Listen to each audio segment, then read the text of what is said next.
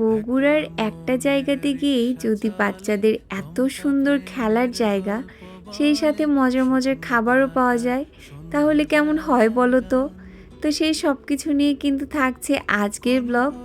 আর যাদের বাসায় এমন ছোট সদস্য রয়েছে, তাদের তো আজকের ভিডিওটা একদমই মিস করা যাবে না। তো চলো ভিডিওটা শুরু করা যাক।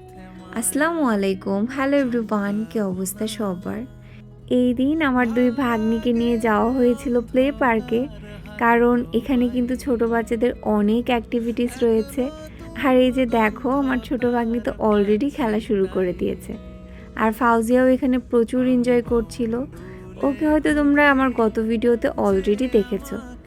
আর ওদের এই বলের মধ্যে খেলা দেখে না আমার মনে হচ্ছিল এটার মধ্যে আমি যদি একটু নামতে পারতাম।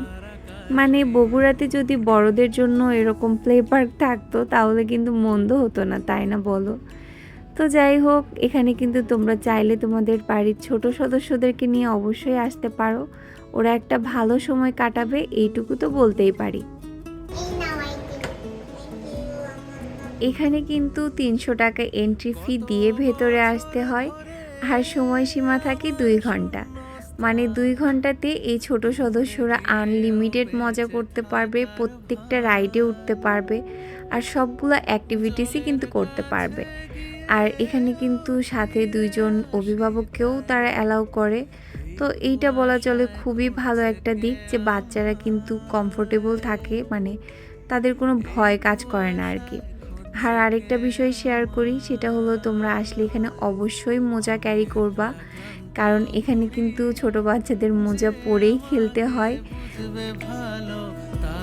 আর আমার ভাগ্নিরা তো এখানে খেলছিল, বাট আমি আর আপু তো বসেছিলাম, যার কারণে ভাবলাম যে কিছু খাবার অর্ডার করা যাক, কারণ এখানে কিন্তু বসে খাওয়ার মতো সুযোগ রয়েছে। মানে 2 ঘন্টাতে যে এই যে অভিভাবকরা এসে বসে থাকবে, তাদের যেন বোরিং না লাগে, যার কারণে কিন্তু এখানে স্ন্যাক্স আইটেমগুলো পাওয়া যায়। তো আমরা সেগুলাই অর্ডার করেছিলাম। আর এখানে অর্ডার করা হয়েছিল মোমো, আর সাথে ছিল স্যান্ডউইচ। আর এখানকার সবগুলা খাবারই কিন্তু একদম হোমমেড খাবার ছিল, যার কারণে প্রত্যেকটা খাবারই খুবই ফ্রেশ ছিল। ওনার আপু এগুলো নিজের হাতেই মেক করে আর কি। সো বাবুদেরকেও কিন্তু তোমরা ইজিলি এগুলো খাওয়াতে পারবা, যেহেতু ছোট বাচ্চারাও খায়, যার কারণে কিন্তু খুব একটা স্পাইসি ছিল না। মানে আমার ভাগ্নিরাও খুবই মজা করে খেয়েছে। আর এগুলো খাওয়ার পরে আমি আর আপু ভাবলাম একটু কফি খাওয়া যাক, যার কারণে কিন্তু কফিও অর্ডার করা হয়েছিল।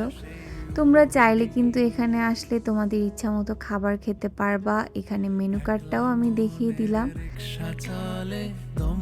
এবার তোমাদেরকে প্লে পার্কের লোকেশনটা বলি, যদিও অনেকেই জানো। তো এটা কিন্তু জলসইতলাতে, মানে জেলখানা মোড় থেকে একটু সামনের দিকে আসলেই সুইট প্যারাডাইসের ওপরেই দেখতে পারবা প্লে পার্ক। তো আজকের ভিডিওটা ছিল এ পর্যন্তই। সবাই ভালো থাকো, সুস্থ থাকো, আর অবশ্যই আমার পেজের সাথে থাকো। আল্লাহ হাফেজ।